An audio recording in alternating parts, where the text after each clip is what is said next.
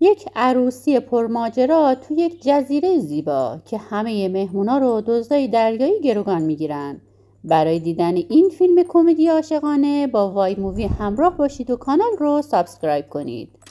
فیلم تو جزیره در فیلیپین شروع میشه، یک استراحتگاه شیک و لاکچری که همه فامیل و دوستا برای عروسی تام و دارسی جمع شدن.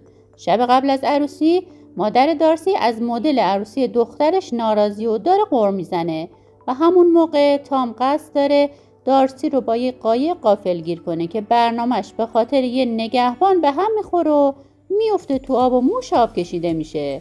کارول مادر تام با شوهرش از راه میرسه و همزمان پدر دارسی با دوست دختر جدیدش که جای دخترشه وارد میشه. تام لباساشو عوض کرده و به جمع اضافه میشه و دارسی رو میبوسه و میخواد یه شات بزنه که دوستش میاد و اونو با خودش میبره. همون موقع دوست پسر قدیمی دارسی شان با هلیکوپتر از راه میرسه و قضیه خیلی دارک میشه. اونو پدر دارسی به عروسی دعوت کرده و با پررویی تمام دارسی رو به اسم مستعارش صدا میکنه و باعث میشه تام غیرتی بشه. در ادامه شب عروس و دومات شروع به حرف زدن میکنن و از همه عزیزانشون بابت این که به مراسم اونها اومدن تشکر میکنن. بعد از مهمونی تام و دارسی میرن تو اتاق تا با هم عشق و حال کنن.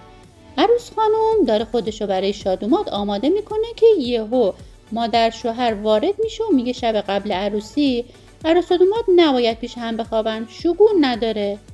فردا صبح که همگی دارن خودشونو برای جشن آماده میکنن، یه گروه دزد دریایی از طریق اینترنت آدرس عروسی اونها رو پیدا میکنن و میان سر وقتشون. دارسی با لباس عروسش درگیر و معلوم خیاط یکم ریده تو دوخت لباس. اون به تام پیام میده تا یواشکی همدیگر رو ببینن. دارسی میگه که من عروسی بزرگ نمیخواستم و فقط دلم میخواست وسط اقیانوس دوتایی عروسی بگیریم. اما تام میگه مادرم اصلا راضی نمیشد به اون مدلی عروسی گرفتن و حتما سکته میکرد و بعد از یکم جر و بحث دارسی رو ول میکنه و میاد. همون موقع دزدای دریایی به مهمونا حمله میکنن و همه رو مجبور میکنن برن تو استخر.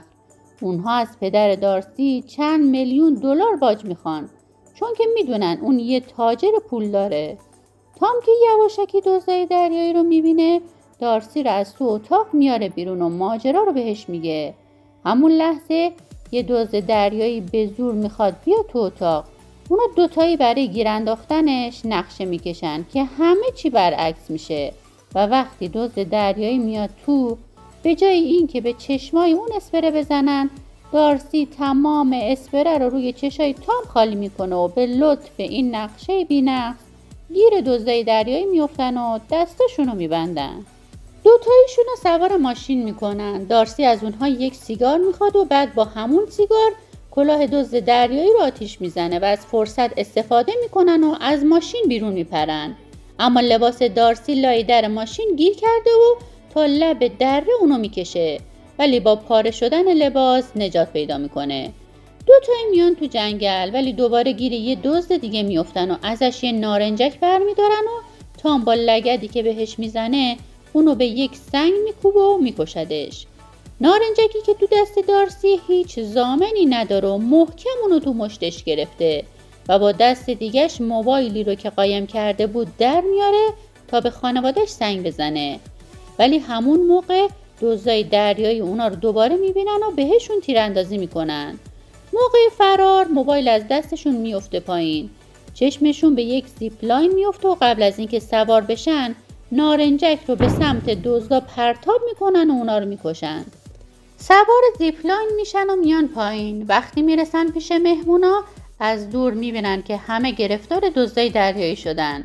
یواشکی میرن تو آشپزخونه و دنبال اینن که چطوری دستبنداشونو پاره کنن که تو همین گیرودار تام دستشو میبره و خونی مالی میکنه و دارسی که حالا دستش آزاد شده با دیدن خونا قش میکنه و میفته رو زمین. شادومات دوباره با یه دزد دریایی درگیر میشه و اونو به پنجره میکوبه و دخلشو میاره. وقتی دارسی به هوش میاد اولین کاری که میکنه لباس عروسشو کوتاه میکنه و کفش دزد دریایی رو میپوشه و با استایل جدیدش میرن دفتر اصلی استراحتگاه. میبینن که صاحبای اصلی اونجا تو صندوق قایم شدن و وقتی متوجه دارسی و تام میشن اونها رو به پناهگاه خودشون میبرن و به زخمای آقای داماد رسیدگی میکنن. صاحب استراحتگاه دهن لقی میکنه و به دارسی میگه که تابستون قبلم دزدای دریایی به اونجا حمله کردن و هر چی بوده غارت کردن و تام از این قضیه خبر داشته. عروس و داماد همونجا دعواشون میشه و دارسی شروع به داد و بیداد میکنه و دزدای دریایی سر و صدای اونها رو میشنون. تام همون موقع از پناهگاه میاد بیرون و برای اینکه گندکاریاشو جبران کنه خودشو تسلیم دزدای دریایی میکنه و در گوش یک کدومشون میگه کیرم دهن پدر بزرگتو. توی حرکت برق‌آسا شان رو گروگان میگیره. به همه میگه که این اتفاقا همش زیر سر شانه و کارت عروسیشونو از جیب یکی از دزدای دریایی پیدا کرده و به خاطر اینکه پدر دارسی پولی رو که ازش میخواسته نداده اون این نقشه رو کشیده.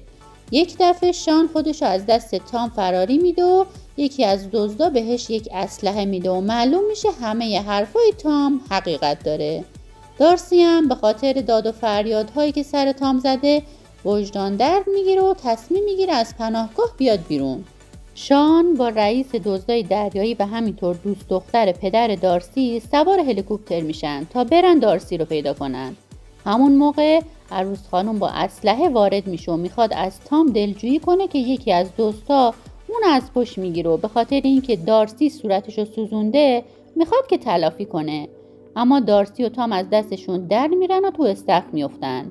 اینجا معلوم میشه که دوست دختر پدر دارسی که شب قبل فیلم لاس زدنش با شان توسط پدر تامی گرفته شده با دزدا هم دسته و وقتی داخل هلیکوپترن رئیس دزدای دریایی رو میکشه و پرت میکنه تو دریا. در صحنه بعد پدر دارسی دست دخترش رو میذاره تو دست شادوماد و میگه جون تو جون دخترم. همون لحظه یه آتیشبازی دیگه بین دزدای دریایی و مادر دوماد انجام میشه و صاحبای استراحتگاه مهمونا رو میبرن تو پناهگاه خودشون. تام و دارسی میرن که سوار قایق بشن و شان هم دنبالشون تا عروس رو بدزده و با خودش ببره، ولی نمیتونه. دوتایی میرن دنبال هلیکوپتر که دوست دختر پدرش از بالا به اونها شلیک میکنه و شان که خودش رو به قایق اونها رسونده با تام درگیر میشه و چتر پاراسل باز میشه و دوتایی میرن تو آسمون. دارسی سرعت قایق رو زیاد میکنه و تام خودش رو از تناب پاراسل میندازه تو قایق. بعد تناب رو پاره میکنن و پاراسل با هلیکوپتر برخورد میکنه و منفجر میشه و میفته تو اقیانوس. شب شده و عروس و داماد به جزیره برمیگردن و همون لب ساحل با همون قیافه های ژولیده خطبه عقد توسط هاش خانم خونده میشه و دوتا کفتر عاشق به هم دیگه میرسن. اگه عاشق فیلمای کمدی هستی دوتا فیلمی که برات گذاشتم رو حتما ببین و لذت ببر. لایک و سابسکرایب هم یادت نره.